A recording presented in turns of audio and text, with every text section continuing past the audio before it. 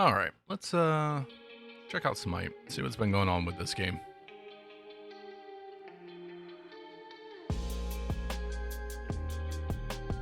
Wait, are those stamps when I'm jumping? Oh, okay. What is this totem? Wait, why is there a lizard here? What?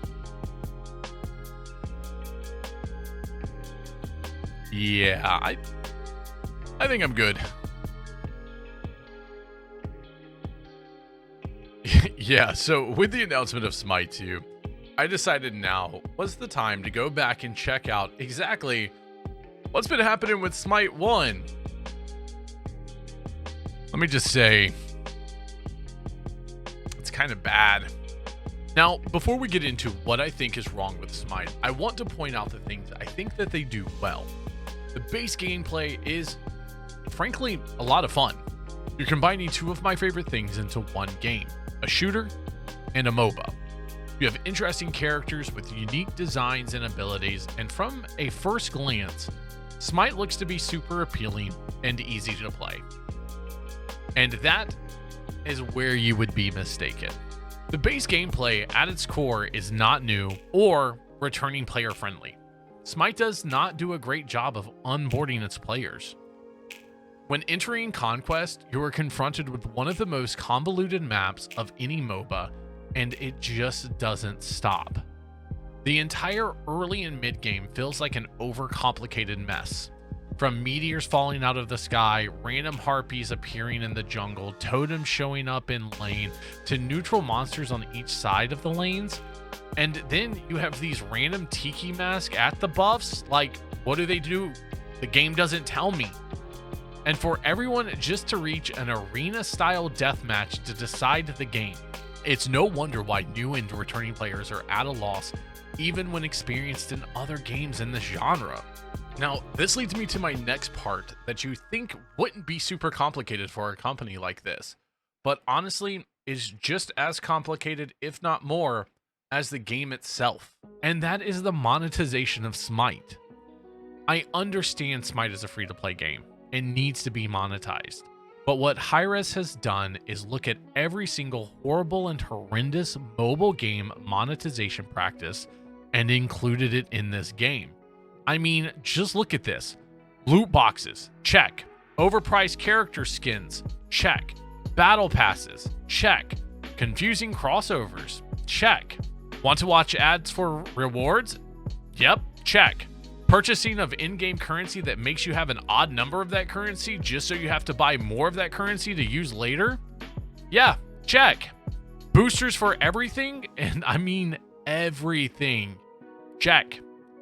You like your god's voice? Well, guess what? Pay for it. Hate the default announcer? Guess you can buy a different one. Do you like loading screens? Well, you can make those look different just by paying a little bit of money. Oh, and guess what? It just goes on and on. If they think they can monetize it, they have. And because of these monetization practices and their need to try to push for more and more money, they have included things that directly hurt new players and even returning players. Now, you're probably asking, how does monetization hurt new or returning players? Well, remember that check for the confusing crossovers earlier? Yeah, that one. Imagine you are laning and you see Optimus Prime from Transformers or Aang from Avatar coming directly at you. How are you supposed to know who you're laning against as a new player? While other games have skins, the characters remain identifiable at a glance. But no, not here in Smite. Here comes Shredder from the Teenage Mutant Ninja Turtles to fight Toph from Avatar. As a new player, how are you supposed to easily distinguish who these characters are? You can't. The character design and art style does a great job of combining historical representation while also creating unique and interesting abilities for each god. But they throw that out of the window for more monetization over and over again, as you can see with these collabs and other skins that they've put into the game. Like these hot dog and food skins. What, like, guys, come on, right? Like, I found myself the entire time I was playing Smite thinking, why are they making a Smite 2? While Smite 1 still has all of these issues. So I started looking at Smite 2 and the dev blogs that Hi-Rez has been putting out. And once again, it seems like more greed and more of a cash grab. Especially when you compare it to something like Counter-Strike 2. Same game, new engine. But unlike Smite, Counter-Strike was a free upgrade for CSGO. Where Smite 2 is wanting you to buy the Ultimate God Pack yet again.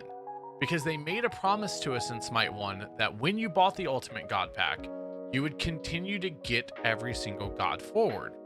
Well, unfortunately, with Smite 2, that won't happen anymore unless you purchase it again.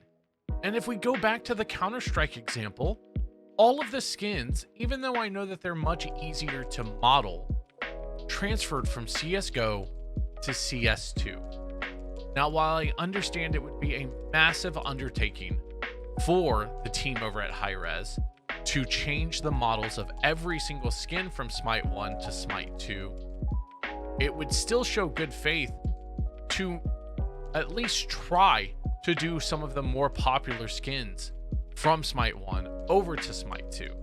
Now, I understand that they are doing a lot of good faith efforts where they're giving you a percentage of gems for the things that you purchased and things like that. But honestly, it's a percentage. They're still wanting you to spend more money on what is essentially the exact same game. The entirety of Smite 2, all of the items, the lanes, everything seems to just be Smite 1 with new paint. And after returning to Smite 1, my expectations for Smite 2 have plummeted. Instead of the dev team following the KISS method, and for you guys at home that may not know what that means, it just means keep it simple, stupid. It seems we may be destined to repeat history and in a few short years have a over-monetized, over-convoluted mess of a MOBA yet again. But I want to know what you at home think. Do you think that Smite 1 is a convoluted mess with over-monetization, or do you just not care? Do you just interact with it and enjoy the game that it is? As somebody who has played in 2 betas and have seen Smite over the past 10 years grow, I am kind of worried about Smite 2, but are you at home? Guys, leave a comment down below, and if you enjoyed this video, make sure you like and subscribe, and I'll see you in the next one. Bye, everyone.